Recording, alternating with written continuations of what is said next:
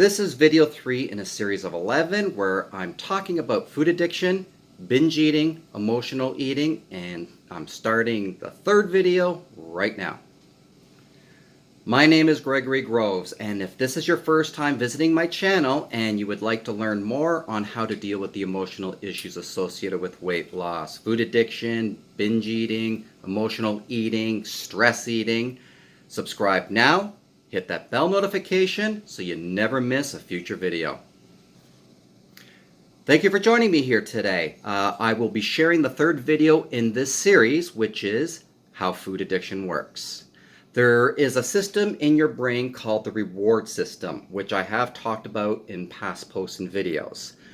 The obvious function of this system is to reward you when you do things that encourage your survival, which encourage pleasure, which obviously includes primal human behaviors like eating.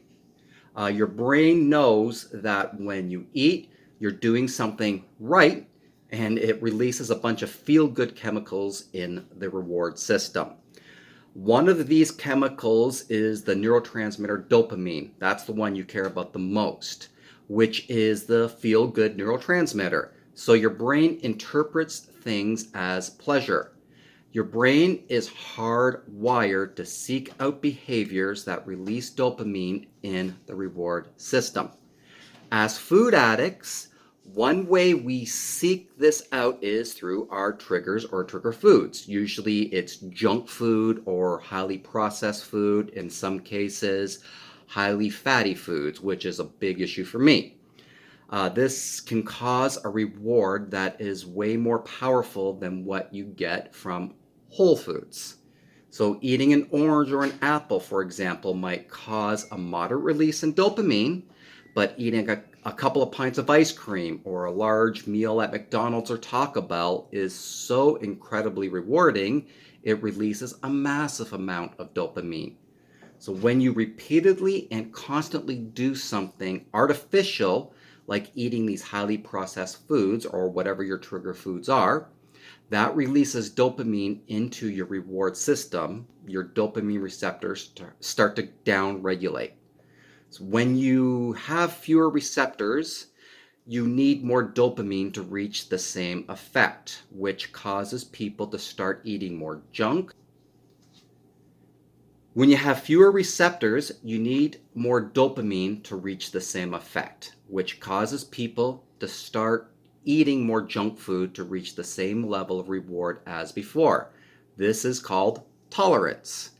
When you have fewer dopamine receptors, you will have very little dopamine activity and start to feel unhappy when you don't get your fix. So this is what sometimes is referred to as withdrawal. Tolerance and withdrawal are hallmarks of all physical addictions, and that does include food addiction.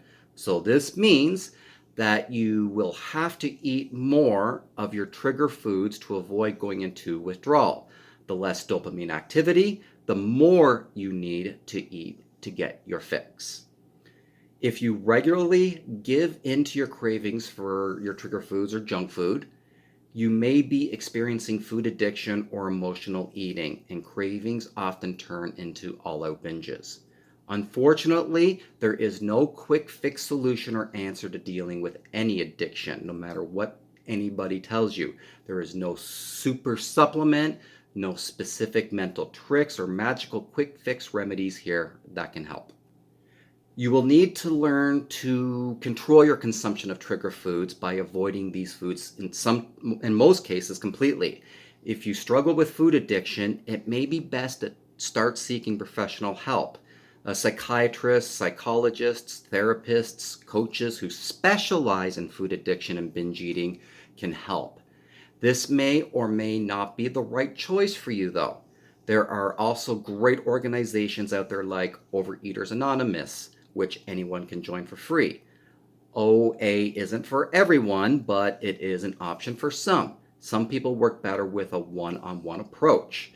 There is no right or wrong here, as long as you're seeking help in a way that works best for you. Regardless of how you choose to seek help, make sure you do actually seek it. As I've said before many times in past videos, posts on Facebook, and a lot of things that I've written and done, you're not superhuman and no one should fight this battle alone. To learn more on how to deal with the emotional issues associated with weight loss, food addiction, binge eating, emotional eating, stress eating, remember to subscribe now. Hit that bell notification so you never miss a future video. Also look for the next part of this series next Monday at 4 p.m. Eastern Standard Time. And if you have any questions you'd like for me to answer, as always, feel free to leave them in the comments section below, and I will always do my best to answer them all. Also, feel free to share this video with anyone you know could benefit from it. This helps me reach more people, which is my goal. The more people I can reach, the more people I can help.